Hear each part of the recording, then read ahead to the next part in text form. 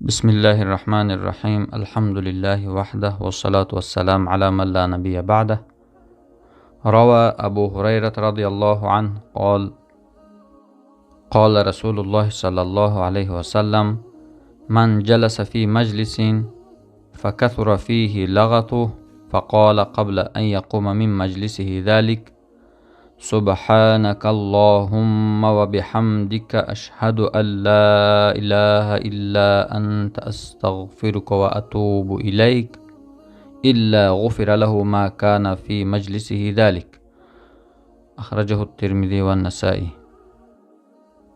ابو هریره الله تعالی از ایشان راضی بود گفت رسول اکرم علیه السلام: هر انسانی که از یک مجلس برخیزد که در اون مجلس، در اون نشستگاه سخنهای لغو و بیهوده‌اش زیاد شده است، پس پیش از این که از اون مجلس بخیزد این دعا را بخواند: سبحانك اللهم وبحمدك اشهد ان لا اله الا انت استغفرك و اتوب الیک، یعنی پاک هستی تو یا الله از این سخنهای لغو و بیهوده‌ای که ما در اینجا گفتیم.